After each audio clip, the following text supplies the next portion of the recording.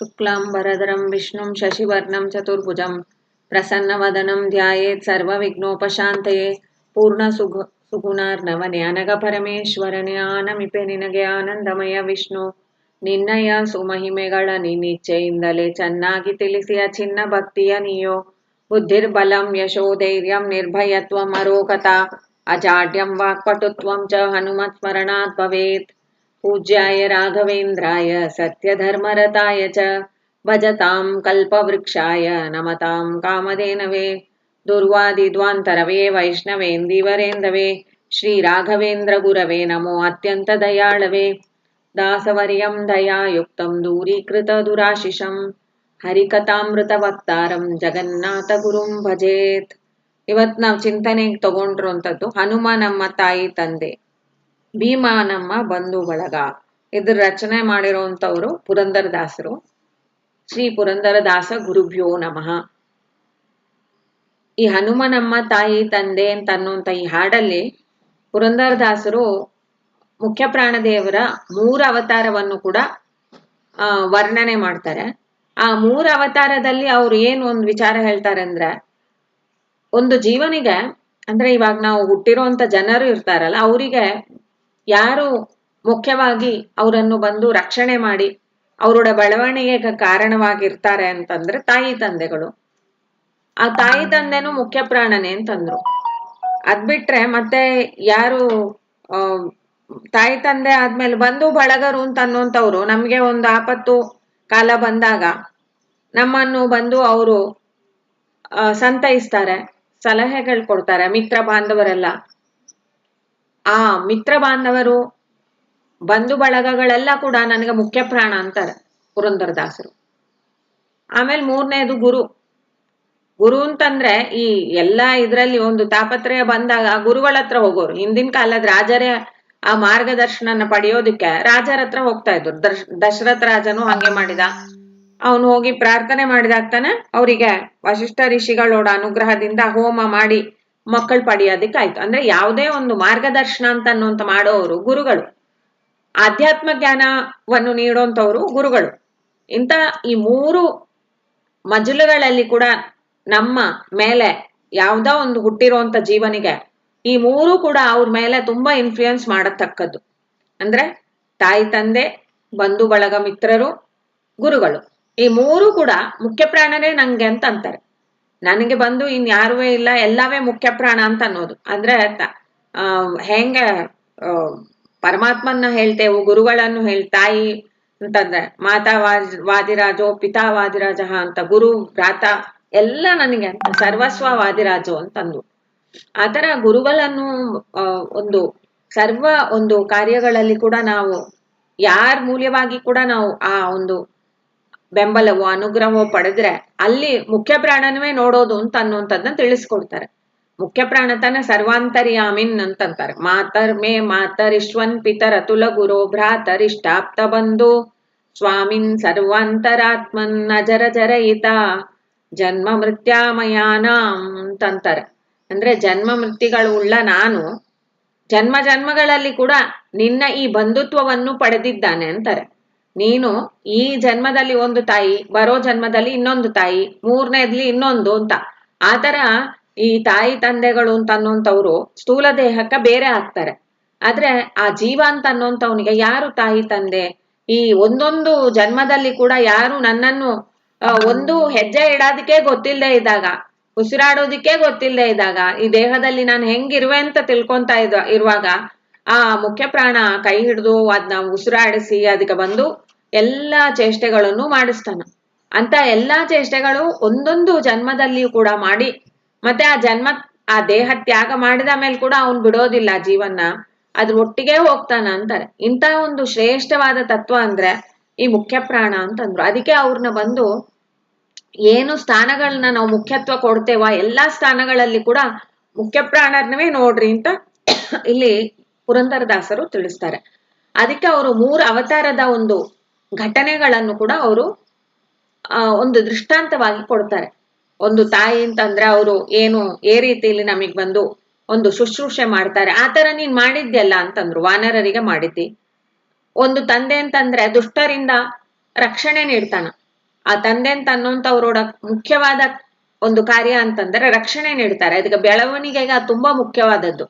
ಹೊರಗಿನ ಪ್ರಪಂಚದಲ್ಲಿ ತುಂಬಾ ದುಷ್ಟ ಶಕ್ತಿಗಳಿದೆ, ಅದೆಲ್ಲ ಕೂಡ ನಮ್ಮ ಮೇಲೆ ದಾಳಿ ಮಾಡ್ದೇನೆ ನೀನ್ ರಕ್ಷಣೆ ಮಾಡ್ತೀನಿ ಅಂತ ಮುಖ್ಯ ಪ್ರಾಣನ ಹೇಳ್ತಾ ಇದ್ದಾರೆ.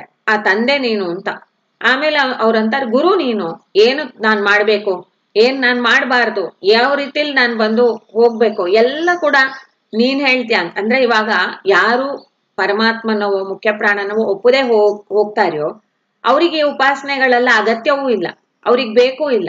ಆದ್ರೆ ಯಾರು ಭಕ್ತರಾಗಿ ಅವನ್ನ ಈ ತರ ಆಶ್ರಯ ಮಾಡ್ತಾರ್ಯೋ ಅವ್ರಿಗ್ ಬಂದು ಅವರು ಅಂತ ಅನುಗ್ರಹವನ್ನು ಮಾಡ್ತಾರೆ ಅಂತ ಪುರಂದರದಾಸರು ಹೇಳ್ತಾರೆ. ಸ್ವತಃ ನನ್ಗೆ ಆಗಿದೆ ಅಂತ ಕೊನೆ ಪದ್ಯದಲ್ಲಿ ಅದನ್ನು ತಾನು ಅವರು ಹೇಳ್ತಾರೆ. ಗತಿ ನನ್ಗೆ ಕೊಟ್ಟವರು ಗತಿ ಪುರಂದರ ವಿಠಲ ಅಂತ ಅಂದ್ಬಿಟ್ಟು ತೋರಿಸಿದವನೇ ಮುಖ್ಯ ಪ್ರಾಣ ಅಂತ ನಾನ್ ಹೇಳ್ತಾ ಇದ್ದೀನಿ ಅಂತಾರೆ. ಅಂದ್ರೆ ಯಾವಾಗ್ಲೂ ದೃಷ್ಟಾಂತಗಳನ್ನ ಕೊಟ್ಟು ಕೊಟ್ಟು ಒಂದು ತತ್ವವನ್ನು ನಾವು ಹೇಳ್ಬೋದು. ಆದ್ರೆ ಆ ಮುಖ್ಯ ಎಲ್ಲಾ ದೃಷ್ಟಾಂತಗಳು ಕೂಡ ಎಲ್ಲದಕ್ಕಿಂತ ಉತ್ತಮವಾದ ಒಂದು ದೃಷ್ಟಾಂತ ಅಂದ್ರೆ ಅವರ ಓನ್ ಎಕ್ಸ್ಪೀರಿಯನ್ಸ್. ನನಗೆ ಈ ಎಕ್ಸ್ಪೀರಿಯನ್ಸ್ ಆಗಿದೆ ರೀ ಅಂತ ನಾನು ಹೇಳ್ಬಿಟ್ರೆ ಆಮೇಲೆ ನೀವು ಅದರಲ್ಲಿ ಏನು ಸಂಶಯವೇ ಪಡೋದಿಲ್ಲ. ಆತರ ಪುರಂದರದಾಸರು ತನ್ನ ಭಕ್ತರಾಗಿರೋಂಥವ್ರು ಈ ತರ ಮುಂದಿನ ಪೀಳಿಗಳಲ್ಲಿ ಬರುವಂತ ಜನಾಂಗಗಳ ಅವ್ರಿಗೆಲ್ಲ ಹೇಳ್ತಾರೆ. ಉಪನಿಷತ್ತಲ್ಲಿ ಹೇಳಿದಾರೆ ಈ ತಂದೆ ಅಂತ ಹೇಳಿದಾರೆ. ಮಾತರಿಶ್ವ ಅಂದ್ರೆ ಪಿತಾ ಅಂತಂದ್ರು, ಮಾತರಿಶ್ವ ಅಂದ್ರೆ ಮಾತಾ ಅಂತಂದ್ರು. ಇದೆಲ್ಲ ಷಟ್ಪ್ರಶ್ನ ಉಪನಿಷತ್ತಲ್ಲಿ ಬರುತ್ತೆ.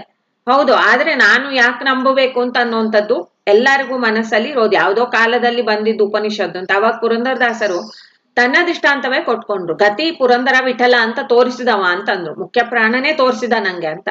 ಆತರ ಒಂದು ದೃಷ್ಟಾಂತವನ್ನು ತಂದೆ ಕೊಟ್ಕೊಂಡು ಅವರು ಎಲ್ಲರಿಗೂ ಕೂಡ ಒಂದು ಉಪದೇಶ ನೀಡ್ತಾರೆ.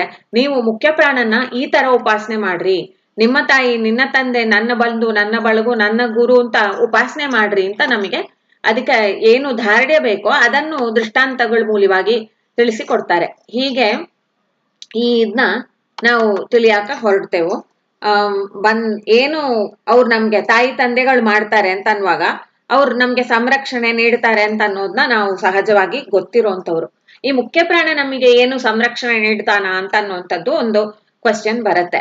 ಈಗ ಮುಖ್ಯವಾಗಿ ನಾವು ಬಂದು ಉಪನಿಷತ್ತಲ್ಲಿ ಏನ್ ಬಂದಿದೆ ಅಂತ ಅನ್ನುವಂಥದ್ನ ಸ್ವಲ್ಪ ಅನುಸಂಧಾನ ಮಾಡಿ ಆಮೇಲೆ ಈ ಹಾಡಿನ ಒಂದು ಅರ್ಥವನ್ನು ಕೂಡ ನಾವು ಹೋಗೋದು. ಹಾಡಿನ ಅರ್ಥ ಅಂತ ಅನ್ನೋದ್ರೆ ಅದನ್ನ ಸಹಜವಾಗಿ ನೋಡಿದಾಗ್ಲೇ ನಿಮ್ಗೆಲ್ಲ ಪರಿಚಯ ಆಗ್ತಾ ಇರತ್ತೆ, ಕನ್ನಡದಲ್ಲಿ ಇದೆ ಅಲ್ವಾ. ಈಗ ನಾವು ನೋಡ್ಬೇಕಾದದ್ದೇನು ಅಂದ್ರೆ ಮುಖ್ಯ ಪ್ರಾಣ ದೇವರನ್ನ ಉಪನಿಷತ್ಗಳಲ್ಲೆಲ್ಲ ಹೇಗ್ ಹೊಗಳಿದ್ದಾರೆ ಅಂತ ಅನ್ನೋದ್ರೆ ಅವ್ರನ್ನ ಬಂದು ಷಟ್ಪ್ರಶ್ನದಲ್ಲಿ ತುಂಬಾ ಚೆನ್ನಾಗಿ ಹೊಗಳಿದ್ದಾರೆ. ಷಟ್ಪ್ರಶ್ನ ಉಪನಿಷತ್ತಲ್ಲಿ ಪಿಪ್ಪಲಾದರು ಅಂತ ಒಂದು ಋಷಿಗಳನ್ನು ಬಂದು ಬೇರೆ ಋಷಿಗಳೆಲ್ಲ ಬಂದು ಪ್ರಶ್ನೆ ಮಾಡ್ತಾರೆ. ಇವಾಗ ಒಂದು ಋಷಿ ಭಾರ್ಗವ ಅಂತ ಒಬ್ರು ಇರ್ತಾರೆ, ಅವರು ಒಂದು ಪ್ರಶ್ನೆ ಮಾಡ್ತಾರೆ. ಈ ಜೀವ ಅಂತ ಅನ್ನೋಂಥವ್ದು ಈ ದೇಹದಲ್ಲಿ ಹುಟ್ಟಿದ ಮೇಲೆ ಅದು ಈ ಜೀವ ಅಂತ ಅನ್ನೋದು ಈ ದೇಹದಲ್ಲೇ ಹೇಗೆ ಉಳ್ಕೊಳತ್ತೆ ಅಂದ್ರೆ ಇವಾಗ ಹುಟ್ಟಿದ ಮೇಲೆ ಅದಕ್ಕೆ ಪಾಲನೆ ಪೋಷಣೆ ಆಗ್ಬೇಕಲ್ಲ ಒಂದ್ ಮಗುಗೆ. ಅದ್ರೊಡ ಒಂದು ಹಸಿವು ಕಾಲದಲ್ಲಿ ಅದಕ್ಕೆ ಹಾಲು ಕುಡಿಸ್ಬೇಕು, ಅದ್ರೊಡ ಮಲಮೂತ್ರ ವಿಸರ್ಜನೆ ಮಾಡಿದಾಗ ಅದನ್ನೆಲ್ಲ ಒಂದು ಸರಿ ಮಾಡಿ ಅದನ್ನ ಸ್ವಚ್ಛ ಮಾಡಿಸ್ಬೇಕು. ಅದಕ್ಕೆ ಏನು ರಕ್ಷಣೆ ನೀಡ್ಬೇಕು, ಸೊಳ್ಳೆ ಗಿಳೆ ಅಂತ ಅದ್ರಿಂದ ರಕ್ಷಣೆ ನೀಡ್ಬೇಕು, ಯಾವ್ದ್ಯಾವ್ದೋ ಒಂದ್ ತರದ್ದು ವ್ಯಾಧಿಗಳು ಅದ್ರಿಂದ ರಕ್ಷಣೆ ನೀಡ್ಬೇಕು. ಇದೆಲ್ಲ ಬಂದು ಒಂದ್ ತಂದೆ ತಾಯಿಗಳು ಮಾಡ್ತಾರೆ. ಈ ಲೋಕದಲ್ಲಿ ಅವ್ರೇನಂತಾರೆ ಅಂದ್ರೆ ಈ ದೇಹದಲ್ಲಿ ಯಾರ್ ಮಾಡ್ತಾರೆ ಅಂತ ಕೇಳ್ತಾರೆ ಅಂತೆ. ಅವರು ಯಾರ್ಯಾರ ಜನಗಳೆಲ್ಲ ಯಾರ್ಯಾರು ದೇವತೆಗಳೆಲ್ಲ ಇದನ್ನ ಮಾಡ್ತಾರೆ, ಈ ದೇಹವನ್ನು ಈ ಜೀವ ತಾಳಿದಾಗ ಅದನ್ನು ಆ ದೇಹದಲ್ಲಿ ರಕ್ಷಣೆ ಮಾಡ್ತಾರೆ ಅಂತ ಕೇಳ್ತಾರೆ. ಆಮೇಲೆ ರಕ್ಷಣೆ ಮಾಡಿದ್ರೆ ಸಾಕ, ಆ ರಕ್ಷಣೆ ಮಾಡೋದೇ ಒಂದು ಕಾರಣಕ್ಕಾಗಿ ತಾನೆ, ತಿಳಿಯೋದಕ್ಕಾಗಿ. ಅವರು ಏನನ್ನು ತಿಳಿಬೇಕು ಅದನ್ನು ತಿಳಿಯೋದಕ್ಕೆ. ಲೋಕದಲ್ಲಿ ಯಾರು ಏನ್ ಬೇಕಾದ್ರೆ ತಿಳಿಲಿ, ಆದ್ರೆ ತಿಳಿಯೋಂಥದಕ್ಕ ಯಾವ ದೇವತೆ ಯಾವ ದೇವತೆಗಳೆಲ್ಲ ನಮಗೆ ತಿಳಿ ಹೇಳ್ತಾರೆ, ತಿಳಿಯುವಂಥದಕ್ಕ ನಮ್ಗೆ ಒಂದು ಅವಕಾಶ ಮಾಡಿ ಕೊಡ್ತಾರೆ ಅಂತೆಲ್ಲ ಕೇಳ್ರು. ಅದಾದ್ಮೇಲೆ ಈ ಎಲ್ಲಾ ದೇವತೆಗಳು ಎಷ್ಟೋ ಇರ್ಬೋದು, ಆದ್ರೆ ಯಾರು ಈ ಎಲ್ಲಾ ದೇವತೆಗಳಿಗೆ ಕೂಡ ಉತ್ತಮನಾಗಿದ್ದಾನ ಅವನ್ ಬಗ್ಗೆ ಹೇಳ್ರಿ ಅಂತ ಕೇಳಿರುಂತವ್ರು ಭಾರ್ಗವ ಅಂತ ಅನ್ನುವಂತ ಋಷಿಗಳು. ಅವಾಗ ಇವರು ಪಿಪ್ಪಲಾದರು ಬಂದು ತುಂಬಾ ಚೆನ್ನಾಗಿ ಮುಖ್ಯ ಪ್ರಾಣರೋಡ ಒಂದು ಈ ಧಾರಕ ಶಕ್ತಿ ಅಂತ ಅನ್ನುವಂಥದ್ರ ಬಗ್ಗೆ ಹೇಳ್ತಾರೆ. ಅದ್ರಲ್ಲಿ 6 ಮತ್ತೆ 7 ಅಂತ ಅನ್ನುವಂತ ಏನು ಶ್ಲೋಕ ಇದೆ ಅಲ್ಲಿ ಬಂದು ಅವ್ರು ಹೇಳ್ತಾರೆ, ಹೇ ಮುಖ್ಯ ಪ್ರಾಣನೇ ನೀನೇ ಇಂದ್ರ, ಯಾಕೆಂದ್ರೆ ನೀನ್ ಬಂದು ಅಂತ ಒಂದು ಬೆಳಕಿನ ಸ್ವರೂಪನಾಗಿದ್ದಿ. ನೀನೇ ರುದ್ರ, ಯಾಕೆಂದ್ರೆ ನೀನು ಬಂದು ಎಲ್ಲರನ್ನು ಬಂದು ಚೆನ್ನಾಗಿ ರಕ್ಷಣೆ ಮಾಡ್ತಿ. ನೀನು ಬಂದು ಆಕಾಶದಲ್ಲಿಯೂ ನೀನು ತುಂಬಿ ಇದ್ದೀಯಾ, ನೀನು ಬಂದು ಸೂರ್ಯನೊಳಗೆ ಇದ್ದು ಆ ಪ್ರಕಾಶವನ್ನು ಕೊಡ್ತಾ ಇದ್ಯಾ, ನೀ ಎಲ್ಲಾತ್ನೂ ನೀನೇ ಬಂದು ನಿಯಂತ್ರಣ ಮಾಡ್ತಾ ಇದ್ಯಾ, ಇದೆಲ್ಲ ಹೇಳ್ಬಿಟ್ಟು ಕೊನೆಗೆ ಹೇಳ್ತಾನ, ನೀನು ಮಾತರಿಶ್ವನ್, ನೀನು ತಂದೆ, ಹಂಗೇಂತ ತಂದೆ, ಈ ಶಬ್ದವೇ ಅಲ್ಲಿ ಬಳಸಿದ್ದಾರೆ ಪುರಂದರದಾಸರು. ಅವರೋಡ ಕೃತಿಗಳನ್ನೆಲ್ಲ ಬಂದು ಪುರಂದರೋಪನಿಷತ್ ಅಂತ ಅನ್ನುವಂಥದ್ದು ನಾವು ಕೇಳಿದೆವು. ಈ ಉಪನಿಷತ್ತಲ್ಲಿ ಏನು ಬರತ್ತೆಯೋ ಚಿಂತನೆಗಳು, ಅಂತ ಆಳವಾದ ಚಿಂತನೆಗಳು ಈ ದಾಸರ ಪದಗಳಲ್ಲಿಯೂ ಇದೆ. ಆ ದಾಸರ ಪದಗಳು ಅಂತ ಅನ್ನುವಂಥದ್ರಲ್ಲಿ ಏನಿದೆ ಅಂತ ನಮಗ್ ಪರಿಚಯ ಇಲ್ಲ ಅಷ್ಟೇ. ಅದು ಉಪನಿಷತ್ತಲ್ಲಿ ಬಂದಿದ್ಯಾ ಅಂತ ನಾವು ನೋಡಿದ್ಮೇಲೆ ನಮಗ್ ಗೊತ್ತಾಗೋದು. ಆದ್ರೆ ಹಿರಿಯರಾಗಿರುವಂತ ಗುರುಗಳೋಡ ಒಂದು ವ್ಯಾಖ್ಯಾನಗಳೆಲ್ಲ ನಾವು ಕೇಳಿದಾಗ, ಅವರೋಡ ಒಂದು ಅರ್ಥ, ಉಪನಿಷತ್ಗೆ ಅರ್ಥ ಹೇಳಿದಾಗ ಅವ್ರು ಎಷ್ಟು ಈ ಮುಖ್ಯ ಪ್ರಾಣ ಒಂದೊಂದು ಜೀವನ ಮೇಲೆ ಕೂಡ ಆ ಪ್ರೀತಿಯನ್ನು ತೋರಿ ತಂದೆ ತಾಯಿ ಅಂತ ಅನ್ನುವಂಥ ರೂಪದಲ್ಲಿ ಇದ್ದು ಅವನೇ ಅವನ್ನ ರಕ್ಷಣೆ ಮಾಡ್ತಾನ ಅಂತಂದ್ರು. ನೀನ್ ಬಂದು ತಾಯಿಯಾಗಿ ಇದ್ದಿ ಅಂತಂತಾರೆ. ನೆಕ್ಸ್ಟ್ 7ನೇದು 6ನೇ 7ನೇ ವರ್ಷಲಿ ಇದೇ ಶಬ್ದವೇ ಬಂದಿದೆ. ನೀನ್ ತಾಯಿಯಾಗಿದ್ದಿ, ಯಾಕಂದ್ರೆ ನೀ ಏನ್ ಮಾಡ್ತಿ ಅಂದ್ರೆ ನಮಗ್ ಬಂದು ರಕ್ಷಣೆಯನ್ನು ಮಾಡ್ತಿ, ನಮಗ್ ಬಂದು ಜ್ಞಾನ ಅಂತ ಅನ್ನೋನ್ ಸಂಪತ್ತನ್ನು ಕೊಡ್ತಿ, ಏನನ್ನ ನಾನು ಯಾವಾಗ ಮಾಡ್ಬೇಕು ಅಂತ ಅನ್ನೋದಲ್ಲ ತಾಯಿ ತಾನೇ ಹೇಳ್ತಾ ಇಲ್ವಾ. ಇವತ್ ನೋಡು ಹಬ್ಬ ಇದಪ್ಪ, ನೀನ್ ಈ ತರ ಸ್ನಾನ ಮಾಡು, ಈ ತರ ಒಳ್ಳೆ ಬಟ್ಟೆ ಹಾಕೋ, ಈ ತರ ನೀನ್ ಒಳ್ಳೆ ಶ್ಲೋಕ ಹೇಳು, ಇದೆಲ್ಲ ಆ ತಾಯಿ ಹೇಳ್ಕೊಡ್ತಾಳೆ. ಆತರ ನೀನು ನನ್ನನ್ನು ತಾಯಿಯಾಗೆ ರಕ್ಷಣೆ ಮಾಡಿ ನನಗೆ ಏನ್ ಮಾಡ್ಬೇಕು, ನಾನು ಏನ್ ಮಾಡಿದ್ರೆ ನನ್ ಜ್ಞಾನ ಬರೋದು, ಒಳ್ಳೇದಾಗೋದು ನನ್ಗೆ, ಅದನ್ನು ಹೇಳುವವ ನೀನು ಅಂತ. ಆ ಉಪಾಸನೆಯಿಂದವೇ ಅದ್ರೊಡ ಲಾಭವನ್ನು ಪಡೆಯೋದು ಅಂತಂತಾರೆ. ಹೇಗೆ ನೀವು ಉಪಾಸನೆ ಮಾಡ್ತ್ರೋ ಹಾಗೆ ಅವ್ರು ಬಂದು ನಿಮ್ಮ ಮೇಲೆ ಅನುಗ್ರಹವನ್ನು ಮಾಡ್ತಾರೆ ಅಂತ. ದೇವತೆಗಳು ಮತ್ತೆ ಪರಮಾತ್ಮ ಯಥಾ ಯಥಾ ಉಪಾಸ್ಯತೆ ತಥೈವ ಭವತಿ. ಹಾಗಾಗಿ ಪುರಂದರದಾಸರು ಹೇಳ್ತಾರೆ, ಅವನ ತಾಯಿ ತಂದೆ ಅಂತ ತಿಳ್ಕೊಳ್ರಿ. ಹನುಮಂತ್ ಅಂದ್ರೆ ಜ್ಞಾನ ಸ್ವರೂಪನಾಗಿ ಅವನಿದ್ದಾನ. ಆ ಜ್ಞಾನ ಅಂತ ಅನ್ನುವಂಥದ್ನ ನಮಗೆ ಜ್ಞಾನದ ದೀಪವನ್ನು ನಮ್ಮ ಮನಸ್ಸೊಳಗೆ ಅವನು ಹಚ್ಚುತ್ತಾನ. ಯಾವ ಜ್ಞಾನ ದೀಪ ಇಲ್ಲದೆ ಇರೋದು ಕಾರಣಕ್ಕತ ನಮ್ಗೆ ಈ ಪ್ರಕೃತಿ ಬಂಧನವೇ ಇದೆ. ಪ್ರಕೃತಿ ಬಂಧನ ಅಂತ ಅನ್ನೋದು ಯಾಕಿದೆ ನಮಗ್ ಬಂದು ನಾನು ನಂದು ಅಂತ ಅನ್ನುವಂಥದ್ದು ನಮ್ಗೆ ಅನಿಸ್ತಾ ಇದೆ. ತಪ್ಪು ಅಂತ ಅನ್ನುವಂಥದ್ನ ನಮ್ಗೆ ಅನಿಸ್ತಾ ಇಲ್ಲ, ಸರಿಯಾಗಿದೆ ಇದು ಅಂತ. ನಂದು ನಾನು ಯಾಕೆ ನಂದು ಅಂತ ಹೇಳ್ಬಾರ್ದು ಅಂತ, ಅದ್ ಸಹಜವಾಗಿ ನಂದು ಅಂತ ಅನ್ನುವಂಥದ್ದು ನಮಗ್ ಬರುತ್ತೆ. ಮತ್ತು ಅದನ್ನು ತಪ್ಪು ಅಂತ ಹೇಳಿದ್ರೆ ಅದನ್ನ ನಾವು ಆಕ್ಷೇಪವೇ ಮಾಡ್ತೇವೆ. ಆದ್ರೆ ಏನು ದಾಸರಾಯರು ವಾದಿರಾಜರೆಲ್ಲ ಹೇಳ್ತಾರೆ ಅಂದ್ರೆ, ಒಂದು ಬಾರಿ ನೀವು ಆನಂದ ತೀರ್ಥರ್ ನನ್ನ ಗತಿಗೋತ್ರ ಅಂತ ಸ್ಮರಣೆ ಮಾಡ್ರಿ, ನಿಮಗ್ ಬಂದು ಅವ್ರ ಗತಿ ತೋರ್ತಾರೆ ಅಂತ. ಯಾಕಂದ್ರೆ ಪ್ರಕೃತಿ ಬಂಧದಲ್ಲಿ ಸಿಲುಕಿ ಸಕಲ ವಿಷಯಗಳಲ್ಲಿ ನೊಂದು ಹರಿಯ ಪಾದು ಹೊಂದಬೇಕೆಂಬುವಗೆ ಒಂದು ಬಾರಿ ಸ್ಮರಣೆ ಸಾಲದೆ ಆನಂದ ತೀರ್ಥರ ಪೂರ್ಣ ಪ್ರಜ್ಞರ ಮುಖ್ಯ ಪ್ರಾಣರೇ ಈ ಆನಂದ ತೀರ್ಥ ರೂಪದಲ್ಲಿ ಬಂದು ಈ ಜ್ಞಾನವನ್ನು ಪ್ರಚಾರ ಮಾಡಿದ್ರು. ಹಾಗಾಗಿ ಅವ್ರನ್ನ ನಾವು ಸ್ಪಷ್ಟವಾಗಿ ಗುರು ಅಂತ ನಾವು ತಿಳ್ಕೊಬಹುದು. ಅದೇ ರೀತಿಯಲ್ಲೇ ಈ ಎರಡೂ ಅವತಾರಗಳು ಯಾವ್ದು ನಾವು ನೋಡಕ್ ಸಿಕ್ಲಿಲ್ವ ಅಂದ್ರೆ, ಇಲ್ಲಿ ಏನ್ ನಾವು ಮುಖ್ಯ ಪ್ರಾಣರೋಡ ಅವತಾರವನ್ನು ಮಧ್ವಾವತಾರವನ್ನು ನೋಡದೆ ಹೋದ್ರು ಕೂಡ ಅದು ಕಲಿಯುಗದಲ್ಲಿ ಆಗಿದೆ. ಕಲಿಯುಗದಲ್ಲಿ ಆಗಿರೋದ್ರಿಂದ ಅದ್ರ ಬಗ್ಗೆ ನಮ್ಗೆ ದಾಖಲೆ ಉಂಟು. ಮನುಷ್ಯರೇ ಬಂದು ಅದನ್ನು ಬಂದು ಖಂಡಿತವ್ರು ಅದನ್ನ ಬಂದು ಬರೆದಿಟ್ಟಿದ್ದಾರೆ.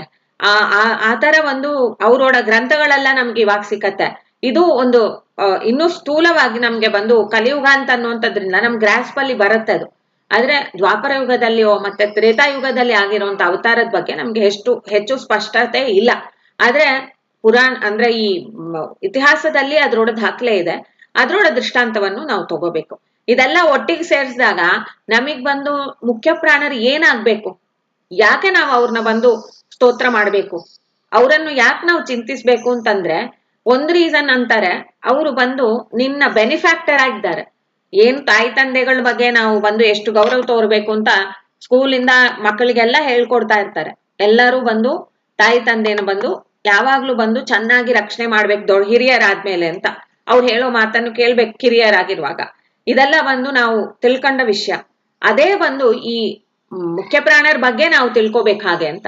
ಯಾಕೆಂದ್ರೆ ಅವ್ರು ನಮಗ್ ಮಾಡ್ತಾ ಇದ್ದಾರೆ ಅಂತ. ಏನ್ ಮಾಡ್ತಾ ಇದ್ದಾರೆ ಹಂಗೆಂತ ಅನ್ನೊಂದು ಪ್ರಶ್ನೆ ಬಂದ್ರೆ, ಅವಾಗ ಷಟ್ಪ್ರಶ್ನದಲ್ಲೇ ಇನ್ನೊಂದು ಮುಂದೆ ಹೋಗ್ದಾಗ, ಈ ಚಾಪ್ಟರ್ ಬಿಟ್ಟು ಇನ್ನೊಂದು ಚಾಪ್ಟರ್ಗೆ ಹೋದಾಗ ಅಲ್ಲಿ ಹೇಳ್ತಾರೆ ಮುಖ್ಯ ಪ್ರಾಣರು ಏನ್ ಮಾಡ್ತಾರೆ ಅಂತ ಅನ್ನೊಂದು ಪ್ರಶ್ನೆ ಬಂತು ನಮ್ಗೆ. ಅವ್ರು ಏನ್ ಮಾಡ್ತಾರೆ, ಅವಾಗ ನಾನ್ ಕೃತಜ್ಞತೆ ಅಂತ ಅನ್ನೊಂದು ಭಾವನೆ ನಂಗೆ ಬರ್ಬೇಕು ಅಂದ್ರೆ ಅವರು ಏನ್ ಮಾಡ್ತಾರೆ ಅಂತ ಅನ್ನೊಂದು ವಿಚಾರ ನಂಗೆ ಚೆನ್ನಾಗಿ ಅರ್ಥ ಆಗ್ಬೇಕು. ಅದ್ರಲ್ಲಿ ಒಂದಿಷ್ಟು ತುಂಬಾ ವಿಷಯಗಳನ್ನ ಹೇಳಿದ್ದಾರೆ. ಅದ್ರಲ್ಲಿ ಒಂದಾಗಿ ಯಾವಾಗ ಎಲ್ಲೆಲ್ಲಿ ಇನ್ಸರ್ಟ್ ಆಗತ್ಯೋ ಅಲ್ಲಿ ನಾನು ತಗೊಂಡು ಅದನ್ನ ಹಾಕಕ್ ನೋಡ್ತಾ ಇದ್ದೀನಿ. ಈಗ ಅವರು ಹೇಳ್ತಾರೆ ಋಷಿಗಳು ಕುಲಾದರು, ಪ್ರಾಣಾಪಾನ ವ್ಯಾನ ಉದಾನ ಸಮಾನ ಅಂತ ಅನ್ನುವಂತ ರೂಪಗಳು ಮುಖ್ಯ ಪ್ರಾಣನಿಗೆ ಇದೆ. ಈ ಪಂಚರೂಪದಿಂದ ಅವನು ಈ ಜೀವನ ರಕ್ಷಣೆ ಮಾಡ್ತಾನ. ಪಂಚರೂಪದಿಂದ ಅವನು ಜೀವನಿಗೆ ಜ್ಞಾನವನ್ನು ಕೊಡ್ತಾನ. ಪಂಚರೂಪದಿಂದವೇ ಆ ಜೀವನ ಅವನು ಬಂದು ಒಂದೊಂದು ಜಾಗದಲ್ಲಿ ಕರ್ಕೊಂಡು ಕರ್ಕೊಂಡು ಹೋಗ್ತಾ ಹೋಗ್ತಾ ಹೋಗ್ತಾ ಅವ್ರಿಗೆ ಬಂದು ಎಲ್ಲಾ ವಿಧವಾದ ಒಂದು ಸಂರಕ್ಷಣೆಯನ್ನು ನೀಡ್ತಾನ ಅಂತ. ಪ್ರಾಣ ಏನ್ ಮಾಡ್ತಾನ, ಎಲ್ಲಿ ಇದ್ದಾನ ಪ್ರಾಣ ಅಂತಂದ್ರೆ ಪ್ರಾಣ ಮುಖದಲ್ಲಿದ್ದಾನ ಅಂತ ಉಪನಿಷತ್ ಹೇಳುತ್ತೆ. ಮತ್ತೆ ಸಮಾನ ಎಲ್ಲಿದ್ದಾನ, ಸಮಾನ ಹೃದಯದಲ್ಲಿದ್ದಾನ ಅಂತಂದ್ರು. ಅಪಾನ ಎಲ್ಲಿದ್ದಾನ ಅಂದ್ರೆ ನಾಭಿ ಕೆಳಗೆ ಇದ್ದಾನ, ಪಾಯು ಉಪಸ್ಥದ ಜಾಗದಲ್ಲಿ ಅವನಿದ್ದಾನ ಅಂತಂದ್ರು. ಆಮೇಲೆ ಈ ಮೂರು ಅಂತ ಅನ್ನೋಂಥದ್ದು, ಈ ಪ್ರಾಣ ಅಂತ ಅನ್ನೋಂಥವ ಏನ್ ಮಾಡ್ತಾನ, ನಮ್ಮ ಎಲ್ಲಾ ಕ್ರಿಯೆಗಳಿಗೆ ಬಂದು ಒಂದು ಅನ್ನವನ್ನು ಉಣಿಸುವಂತವನಾಗಿ ಇದ್ದಾನ. ಪ್ರಾಣ ಅಂತಂದ್ರೆ ಪ್ರಕೃಷ್ಟವಾದ ಚೇಷ್ಟೆ ಅಂತ ಅದ್ರೊಡ ಅರ್ಥ ಇದೆ.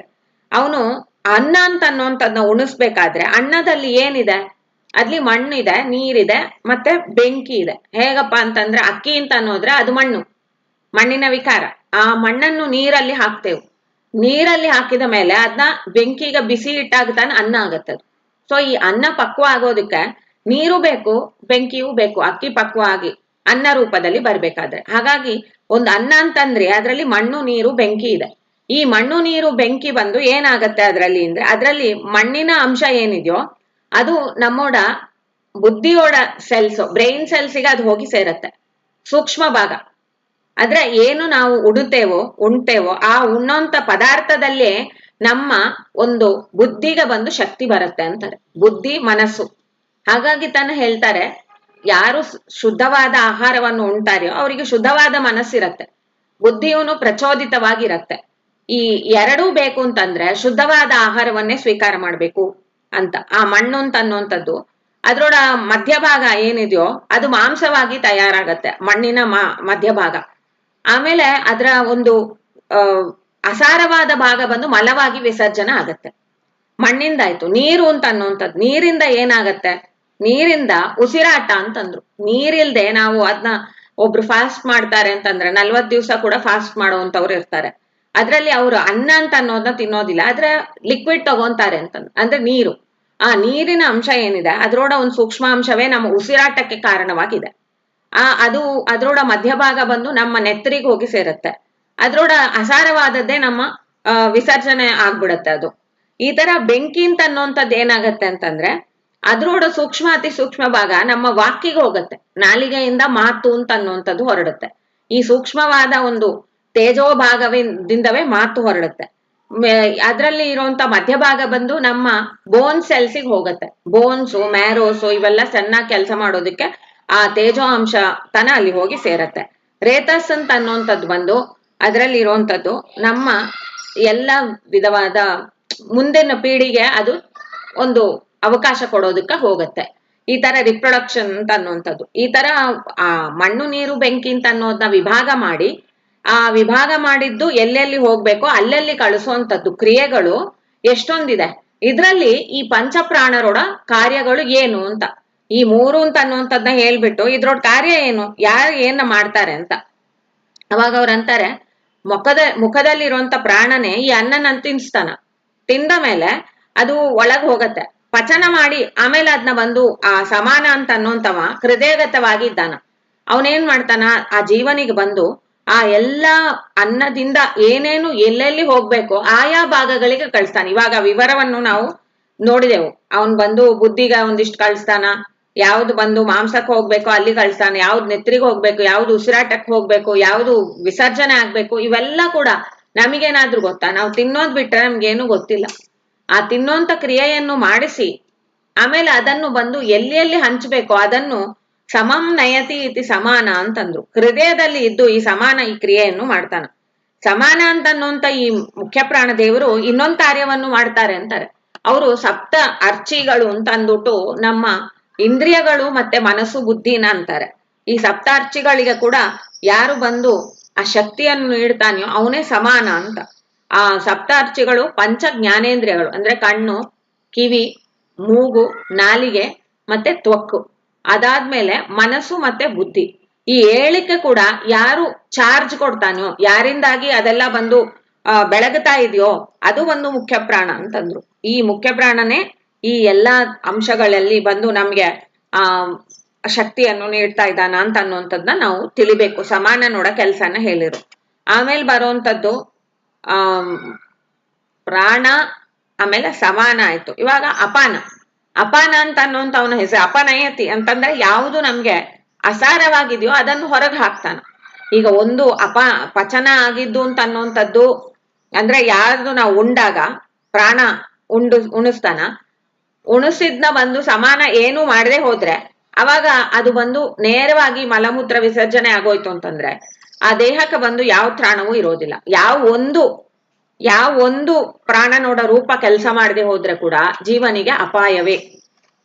ಊಟ ಮಾಡದೆ ಹೋದ್ರೆ ಏನು ಒಂದು ಮೀನ್ಸೇ ಇಲ್ಲ. ಹೆಂಗ ಅವನ ದೇಹವನ್ನು ಅವನ್ ಸಸ್ಟೈನ್ ಮಾಡುವ ಊಟ ಮಾಡದೆ ಹೋದ್ರೆ? ಊಟ ಮಾಡಿದ್ಮೇಲೆ ಅದು ಜೀರ್ಣ ಆಗದೆ ಹೋದ್ರೆ, ಎಲ್ಲಿ ಎದೆದು ಹೋಗ್ಬೇಕೋ ಅಲ್ಲಿ ಹೋಗದೆ ಹೋದ್ರೆ ಅವಾಗ್ಲೂ ಜೀವನಿಗೆ ಈ ದೇಹಕ್ಕೆ ಒಂದು ರೋಗ ರುಜಿನಗಳೇ ಬರುತ್ತೆ. ಹೀಗೆ ಈ ಪ್ರಾಣ ಮತ್ತೆ ಅಪಾನ ಮತ್ತೆ ಸಮಾನ ಅಂತ ಅನ್ನೋಂಥವ್ರ ಕೆಲ್ಸನ ಬಂದು ನಾವು ಒಂದ್ ಸ್ವಲ್ಪ ತಿಳಿಯೋದು. ಆಮೇಲೆ ಅದೇ ಪ್ರಾಣನೇ ಇನ್ನೂ 2 ರೂಪ ಇಟ್ಕೊಂಡಿದ್ದಾನಲ್ಲ, ವ್ಯಾನ ಮತ್ತೆ ಉದಾನ ಅಂತ. ಈ ವ್ಯಾನ ರೂಪದಲ್ಲಿ ಏನ್ ಮಾಡ್ತಾನ ಅವನು ಅಂತ ಅವಾಗ ಅವ್ರಂತಾರೆ ಆ ಋಷಿಗಳು, ಆ ವ್ಯಾನ ಇದ್ದಾನಲ್ಲ ಅವನು ಹೃದಯದಿಂದ ಹೊರಡೋಂತ ನಾಡಿಗಳಿದೆ, ಈ ಇಡೀ ದೇಹದಲ್ಲಿ ಹಬ್ಬತ್ತದು. ಏನು ನಾಡಿಗಳು, ಎಷ್ಟು ನಾಡಿಗಳಿದೆ ಅಂತಂದ್ರೆ ಹೃದಯದಲ್ಲಿ 101 ನಾಡಿಗಳು ಮುಖ್ಯವಾಗಿ ಇದೆ ಅಂತ. ಇದು ಹರಿಕಥಾಂಸಾರದಲ್ಲಿ ಕೂಡ ಹೇಳ್ತಾರೆ 101 ನಾಡಿಗಳಿದೆ ಅಂತ. ಈ 101 ನಾಡಿಗಳಲ್ಲಿ ಪರಮಾತ್ಮನ ರೂಪಗಳಿದೆ. ಅವಂದ್ ಯಾವುದು 51 ಅಕ್ಷರದ ಪ್ರತಿಪಾದ್ಯವಾದ ರೂಪಗಳು, 24 ತತ್ವಗಳ ರೂಪಗಳು, ಆತ್ಮಾದಿ ರೂಪಗಳು, ವಿಶ್ವಾದಿ ರೂಪಗಳು ಅಂತೆಲ್ಲ ಇದೆ. ಆ 101 ನಾಡಿಗಳಿಂದ ಮತ್ತೆ ಉಪಶಾಖೆಗಳು ಅಂತ ಅನ್ನೋದು ಹೊರಡುತ್ತೆ. ಅದು ಎಷ್ಟು ಅಂತಂದ್ರೆ ಅದು 72,000 ನಾಡಿಗಳಾಗತ್ತೆ. ಆ 72,000 ನಾಡಿಗಳು ಅಂತ ಅಂದ್ರೆ ಅಲ್ಲಿ ಒಂದೊಂದ್ರಲ್ಲಿ ಬಂದು 1,000 ನಾಡಿಗಳು, ಅವಾಗ 10,100 ಆಗತ್ತೆ. ಅದ್ರಲ್ಲಿ ಮತ್ತೆ ಆ 10,100 72,000 ಉಪಶಾಖೆಗಳಾಗತ್ತೆ ಅಂತಾರೆ. ಸೊ 72,000 ಟೈಮ್ಸ್ 10,100 ಆದ್ರೆ ಅದು ಏನು ಅಂದ್ರೆ 72,72,00,000 ನಾಡಿಗಳಾಗತ್ತೆ. ಈ ವಿವಿಧವಾದ ಈ ನಾಡಿಗಳಲ್ಲಿ ಅವನು ಈ ಒவ்வೊಂದು ನಾಡಿಯಲ್ಲಿ ಕೂಡ ಚೇಷ್ಟೆಯನ್ನು ಮಾಡಿಸ್ತಾನ. ಆ ಚೇಷ್ಟೆ ಅಂದ್ರೆ ಯಾರೋಡ ಒಂದು ಸಪೋರ್ಟ್ ಇಂದ ಈ ನಾಡಿಗಳೆಲ್ಲ ಕೂಡ ಚೇಷ್ಟೆಗೆ ಒಳಗಾಗತ್ಯೋ, ಅಂದ್ರೆ ಅದರಲ್ಲಿ ಎನರ್ಜಿ ಲೈನ್ಸ್ ಇರತ್ಯೋ ಅಂತದ್ನ ಬಂದು ಈ ವ್ಯಾನ ಮಾಡ್ತಾನ ಅಂತಂದ್ರು. ಈ ವ್ಯಾನ ಈ ತರ ಹರಡಿಕೊಂಡಿದ್ದಾನಂತ ದೇಹದ ಪೂರ್ತಿ.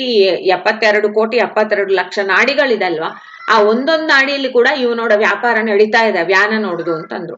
ಅವನೋಡ ವ್ಯಾಪಾರ ನಿಂತಿತು ಅಂತಂದ್ರೆ ಆ ಜೀವನಿಗೆ ಆ ಚಟುವಟಿಕೆ ಆಗೋದೇ ಇಲ್ಲ. ಆತರ ಅವನೋಡ ಒಂದು ಮಹಾ ಕರುಣೆ ಈ ಜೀವರ ಮೇಲೆ ಇದೆ.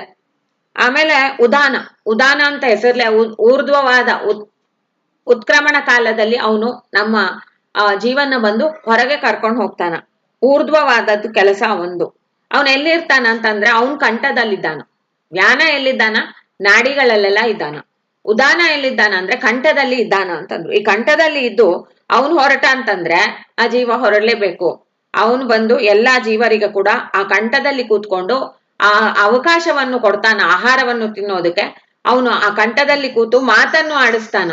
ಅವನು ಈ ತರ ಮುಖ್ಯ ಪ್ರಾಣ ನೋಡ ಈ ಎಲ್ಲಾ ಕಾರ್ಯಗಳಿಂದ ನಾವು ಸದಾ ಸರ್ವದಾ ಕೂಡ ಆ ರಕ್ಷಣೆಯನ್ನು ಪಡ್ಕೊಂಡು ಸುಖದಿಂದ ಬಾಳ್ತಾ ಇದ್ದೇವು. ಅಂದ್ರೆ ಏನೇ ನಮ್ಮ ಹತ್ರ ಇದ್ರೂ ಕೂಡ ಕಷ್ಟಗಳು ಅದೆಲ್ಲ ಕೂಡ ಅವ್ರು ಪರಿಹಾರ ಮಾಡುವಂತವ್ರಾಗಿದ್ದಾರೆ ಅಂತ ತಿಳಿದು ಅವ್ರಿಗೆ ನಾವು ಶರಣಾಗ್ಬೇಕು ಅಂತ ಅನ್ನೋದನ್ನ ತಿಳಿಸ್ತಾರೆ.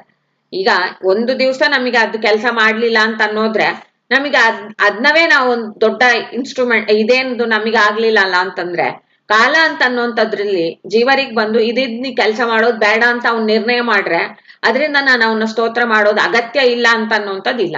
ಯಾವಾಗ್ಲೂ ಕೂಡ ಮಾಡ್ಬೇಕು. ಯಾಕಂದ್ರೆ ಹಿಂದ ಮಾಡ್ತಾ ಇದ್ದಾನಲ್ಲ, ನಾವು ಹುಟ್ಟಿದಾಗಿಂದ ಕೆಲಸ ಮಾಡ್ತಾ ಇದ್ದಲ್ಲ. ಇವಾಗ ಕಾಲ್ ನೋವಾಯ್ತು ಅಂತಂದ್ರೆ ವ್ಯಾನನ ಸ್ತೋತ್ರ ಮಾಡೋದು ಬೇಡ ಅಂತಿಲ್ಲ. ಎಲ್ಲಾ ಕಾಲದಲ್ಲಿಯೂ ಇನ್ನೂ ಜಾಸ್ತಿ ಮಾಡ್ಬೇಕು ಅಂತವೇ ಅರ್ಥ. ಮಾಡದೇ ಇರೋಂತ ಕಾರಣಕ್ಕಾಗಿ ತಾನೆ ಆ ತರದ್ದು ಒಂದು ಕಷ್ಟಗಳು ನಮಗ್ ಬರ್ತಾ ಇದೆ. ಹೆಚ್ಚಾಗಿ ಮಾಡ್ಬೇಕು ಅಂತ ಅನ್ನೋದನ್ನ ನಾವು ತಿಳಿಬೇಕು. ಅವನೇ ನನ್ನ ತಾಯಿ, ಅವನೇ ನನ್ನ ತಂದೆ, ಅವನೇ ನನ್ನ ಗುರು, ಹಾಗೆಂತ ಅವನ್ನ ಉಪಾಸನೆ ಮಾಡ್ಬೇಕು ಅಂತಂತಾರೆ. ಇದೇ 5 ರೂಪದಲ್ಲಿ ಜ್ಞಾನವನ್ನು ಪ್ರಕಾಶ ಮಾಡ್ತಾನ. ಈ ಹೇಗೆ ಅವನ ದೇಹವನ್ನ ಸಂರಕ್ಷಣೆ ಮಾಡ್ತಾನೋ ಹಾಗೆ ಅವನು ಬಂದು ಆ ಜ್ಞಾನ ಪ್ರಕಾಶವನ್ನು ಕೊಡ್ತಾನ. ಪ್ರಾಣ ಅಂತ ಅನ್ನುವಂಥದ್ರಲ್ಲಿ ಇಂದ್ರಿಯದ ಮೂಲವ ನಮ್ಗೆ ತಿನ್ನಿಸ್ತಾನ. ಕಣ್ಣಿಂದ, ಕಿವಿಯಿಂದ, ಎಲ್ಲಾ ಇಂದ್ರಿಯಗಳು, ಜ್ಞಾನೇಂದ್ರಿಯಗಳಿಂದ ನಮಗೆ ಆಹಾರವನ್ನು ತಿನ್ನಿಸ್ತಾನ. ಈ ಆಹಾರ ಬಂದು ಹೆಂಗ್ ಹೊಟ್ಟೆಗೆ ಹೋದಾಗ ಅದ್ ಪಚನ ಆಗತ್ತೋ ಅದೇ ತರ ಮನಸ್ಸಿಗೆ ಹೋಗಿ ಪಚನ ಆಗತ್ತೆ.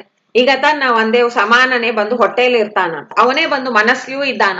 ಸಪ್ತ ಅರ್ಚಿ ಅಂತ ಅನ್ನೋ ಒಂದು ಶಬ್ದದ್ಲಿ ಆ ಮನಸ್ಸು ಬುದ್ಧಿಯಲ್ಲಿ ಕೂಡ ಸಮಾನ ಇದ್ದು ಅದನ್ನು ಬಂದು ಸರಿಯಾಗಿ ಅರ್ಥ ಮಾಡ್ಕೊಳ್ಳಕ್ಕೆ ಅವನು ಅವಕಾಶ ಮಾಡಿ ಕೊಡ್ತಾನ, ಅರ್ಥ ಮಾಡಿಸಿ ಕೊಡ್ತಾನ ಅವನು. ಅದಾದ್ಮೇಲೆ ಆ ಸಮಾನ ಅಂತ ಅನ್ನುವಂತ ಆ ಮುಖ್ಯ ಪ್ರಾಣ ದೇವರು ಯಾವುದು ನಮಗೆ ಅಗತ್ಯ ಇಲ್ಲವೋ ಅದನ್ನೆಲ್ಲ ದೂರ ಹಾಕ್ತಾನ. ಯಾವುದೆಲ್ಲ ಬಂದು ಇನ್ನೂ ಚೆನ್ನಾಗಿ ಇದನ್ನ ಇಟ್ಕೊಂಡ್ರೆ ನಮ್ಗೆ ಅರ್ಥ ಆಗೋದು ಅದನ್ನು ಸೇರಿಸ್ತಾನ. ಗಟ್ಟಿ ಆಗ್ಬೇಕು ನಮ್ಮೊಳ ಆ ದೇಹ ಗಟ್ಟಿ ಆಗ್ಬೇಕು ಅಂದ್ರೆ ನಾಡಿಗಳು ಗಟ್ಟಿ ಆಗ್ಬೇಕು. ಈ ಜ್ಞಾನ ಗಟ್ಟಿ ಆಗ್ಬೇಕು ಅಂದ್ರೆ ನಮಗ್ ಬಂದು ಆ ತತ್ವದ ಬಗ್ಗೆ ಚೆನ್ನಾಗಿ ಅರಿವು, ಆ ಕಾನ್ಫಿಡೆನ್ಸ್ ಜೊತೆಲಿ ಧೃತಿ ಇರ್ಬೇಕು ಅದ್ರಲ್ಲಿ. ಅದನ್ನು ಬಂದು ಈ ವ್ಯಾನ ಕೊಡ್ತಾನ. ಸಮಾನ ಅಂತ ಅನ್ನುವಂಥವ ಈ ಎಲ್ಲಾ ಕಡೆಯಲ್ಲಿ ಇರುವಂತ ವಿಷಯಗಳನ್ನ ಒಟ್ಟಿಗೆ ಸೇರಿಸಿ ನೋಡು, ಇಲ್ಲಿಯೂ ಅದೇ ಹೇಳಿದ್ದಾರೆ, ಈ ಉಪನಿಷತ್ತಲ್ಲಿ ಹೇಳಿದ್ದಾರೆ, ದೇವ್ರ ನಾಮದಲ್ಲಿಯೂ ಅದೇ ಹೇಳಿದ್ದಾರೆ ಅಂತ ಈ ಸಮಾನ ಅಂತ ಅನ್ನುವಂತ ಒಟ್ಟು ಕೂಡಿಸ್ತಾನ. ಎಲ್ಲಾ ನಮ್ಮ ಎಕ್ಸ್ಪೀರಿಯನ್ಸ್ ಏನಿದೆ ಅದನ್ನು ಒಟ್ಟು ಕೂಡಿಸ್ತಾನ. ಎಲ್ಲಾ ಸೇರಿಸ್ಕೊಂಡು ನೀ ಅರ್ಥ ಮಾಡ್ಕೊ ಅಂತ. ಇದೆಲ್ಲ ಸಮಾನ ಮಾಡುವಂತ ವ್ಯಾಪಾರಗಳು. ಆಮೇಲೆ ಉದಾನ ಅಂತ ಅನ್ನುವಂಥವನಾದ್ರೆ ಅವನು ಜೀವನ ಊರ್ಧ್ವವಾದ ಗತಿಗೆ ಕರ್ಕೊಂಡು ಹೋಗ್ತಾನ ಅಂತ. ಈ ತರ ಅವನು ನಮ್ಮನ್ನು ರಕ್ಷಿಸ್ತಾ ಇರ್ಬೇಕಾದ್ರೆ ಅವನನ್ನು ನಾವು ಈಗ ಉಪಾಸನೆ ಮಾಡ್ಕೋಬೇಕು. ಅವನೇ ನಮ್ಮ ತಾಯಿ, ಅವನೇ ನನ್ನ ತಂದೆ ಅಂತ. ಹನುಮ ನಮ್ಮ ತಾಯಿ ತಂದೆ, ಭೀಮ ನಮ್ಮ ಬಂಧು ಬಳಗ, ಆನಂದ ತೀರ್ಥರೆ ನಮ್ಮ ಗತಿಗೋತ್ರರಯ್ಯ. ಗತಿ ಅಂತ ಅನ್ನೋಂಥವ್ರು ಅವರೇ ಗೋತ್ರ ಅಂದ್ರೆ ಎಲ್ಲಿಂದ ಬಂತು ಅಂದ್ರೆ ಋಷಿ ಪರಂಪರೆಯನ್ನು ಗೋತ್ರ ಅಂತ ಹೇಳೋದು. ಆ ಋಷಿ ಅಂತಂದ್ರೆ ಯಾರು ಜ್ಞಾನವನ್ನು ಕೊಡ್ತಾರೆಯೋ ಅವರೇ ಋಷಜ್ಞಾನಿ ಅಂತ ಅದಕ್ಕೆ ಹೆಸರು. ಸೊ ಆ ಗೋತ್ರ ನಂದು ಅಂದ್ರೆ ನಾವು ಆ ಋಷಿ ಮೂಲವಾಗಿ ನಾವು ಆ ಪರಂಪರೆಯಲ್ಲಿ ಬಂದಿದ್ದೆವು. ಅಂದ್ರೆ ಜ್ಞಾನದ ಋಷಿ ಯಾರು ಅಂತಂದಾಗ ಇಲ್ಲಿ ಅವ್ರು ಹೇಳ್ತಾರೆ ಆನಂದ ತೀರ್ಥರೆ ನನ್ನ ಗತಿ ಗೋತ್ರ ಅಂತ.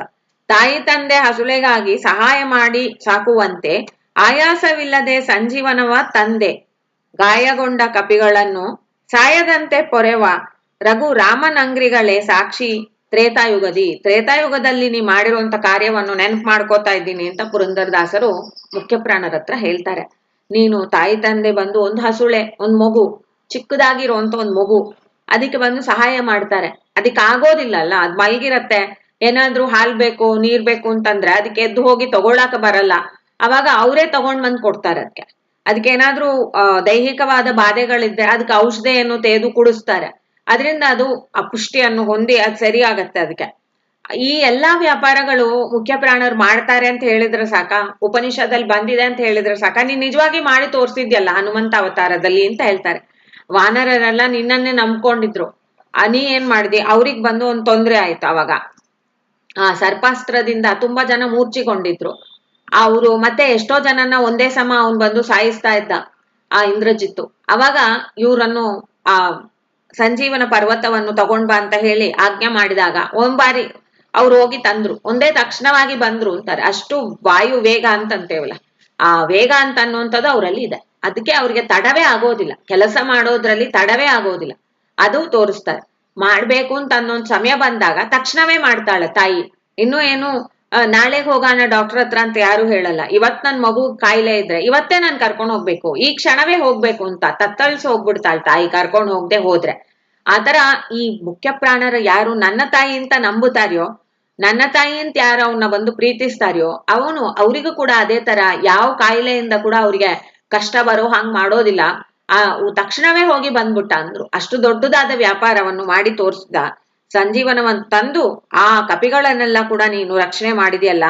ಸಂಜೀವನವನ್ನು ತಂದೆ, ಗಾಯಗೊಂಡಿದ್ರು ಆ ಕಪಿಗಳೆಲ್ಲ, ಆ ಗಾಯವನ್ನೆಲ್ಲ ಬಂದು ನೋಯ್ತಾ ಇದ್ದದೆಲ್ಲ ಬಂದು ಅವರು ಹಂಗೆ ಬಿಟ್ಟಿದ್ರೆ ಸಾಯ್ತಾ ಇದ್ರು. ಆದ್ರೆ ನೀನು ಹಂಗೆ ಬಿಟ್ಟಿಲ್ಲ ಅವ್ರನ್ನ, ನೀನು ಅವ್ರಿಗೆ ಬಂದು ರಕ್ಷಣೆಯನ್ನು ನೀಡಿದಿ, ಅವರನ್ನು ಬಂದು ಬದುಕಿಸಿದ್ದಿ ಅಂತಂದ್ರು. ಈ ತರ ನೀನ್ ಮಾಡೋಂತ ಈ ಮುಖ್ಯ ಪ್ರಾಣನಿಗೆ ಇವನು ಮಾಡಿದ ಅಂತಂದ್ರೆ ಸಾಕ. ಯಾರು ಅದಕ್ಕೆ ಸಾಕ್ಷಿ ಇವಾಗ ಅಂತಂದ್ರೆ ಅವ್ರಂತಾರ ರಾಮಚಂದ್ರನ ಅಂಗ್ರಿಗಳೇ ಸಾಕ್ಷಿ ಅಂತ. ರಾಮನ ಪಾದವೇ ಸಾಕ್ಷಿ ಅದಕ್ಕೆ, ಇನ್ಯಾರು ಸಾಕ್ಷಿ ಬೇಕಾ ನಿನ್ಗೆ ಅಂತಂದು. ಈ ರಾಮನ ಪಾದ ಅಂತ, ರಾಮನೇ ಸಾಕ್ಷಿ ಅಂತ ಹೇಳ್ಬೋದು, ರಾಮಚಂದ್ರನ ಪಾದ ಅಂತ ಯಾಕೆ ಹೇಳ್ತಾರೆ ಅಂತಂದಾಗ, ಪಾದ ಅಂತ ಅನ್ನೋಂಥದ್ರಲ್ಲೇ ಪರಮಾತ್ಮನೋಡ ರೂಪವೇ ಇದೆ. ಪಾದ ಅಂತಂದ್ರೆ ಅವನು ಎಷ್ಟು ಎತ್ತರದವ ಅಂತ ಅನ್ನುವಂಥದ್ದು ನಮ್ಗೆ ತಿಳಿಯಾಕ್ ಬರುತ್ತೆ. ಒಂದು ಎತ್ತರವಾದ ವ್ಯಕ್ತಿಯನ್ನು ಪಾದದಿಂದ ನಾವು ಸಂಬೋಧನೆ ಮಾಡೋದು, ಅವರೋಡ ಉತ್ತಮತ್ವವನ್ನು ನಮಗೆ ಅದರಿಂದಲೇ ತಿಳಿಯುತ್ತೆ. ಸರ್ವೋತ್ಕೃಷ್ಟನಾಗಿರುವಂತ ಈ ಪರಮಾತ್ಮನೇ ರಾಮ ಅಂತ ಅನ್ನುವಂತ ಅವತಾರದಲ್ಲಿ ಬಂದವ ಅಂತ ಹೇಳ್ತಾ ಇದ್ದಾರೆ. ಆ ರಾಮನು ನೋಡ್ತಾ ಇದ್ದಾನ, ಇದೆಲ್ಲ ಮಾಡಿದಾನ ಹನುಮಂತ ಅಂತ ಅನ್ನೋದಕ್ಕೆ ಇನ್ನೇನ್ ಬೇಕು ನಿಮ್ಗೆ ಅಂದ್ರು. ಯಾರು ಇದನ್ನ ನೋಡಿರೋ ಅಂತ ಕೇಳಿದಾಗ ಸರ್ವಶ್ರೇಷ್ಠವಾದ ತತ್ವವೇ ನೋಡಿದ್ದಾನ. ಯಾರು ರಾಮಚಂದ್ರನಾಗಿ ಬಂದ ಆ ಪರಮಾತ್ಮನೇ ನೋಡಿದ್ದಾನ ಈ ಕೆಲಸವನ್ನು ಇವನು ಮಾಡಿದ್ದಾನ ಅಂತ. ಅದನ್ನು ಬಂದು ನೀವು ನೋಡಿ ಆ ತರಾನೇ ನಮಗೂ ಮಾಡುವ ಅಂತ ತಿಳ್ಕೊಳ್ಳಿ ಅಂತ ಅಂತಾರೆ. ವಾನರರೆಲ್ಲ ನಂಬಿರು, ಅವ್ರಿಗಾಯ್ತು. ನಾವು ಕೂಡ ಹಾಗೆ ಮಾಡ್ಬೇಕು ಅಂತ ನಮಗೆ ತಿಳಿಸೋದಕ್ಕೆ ಇದು ಇದೆ.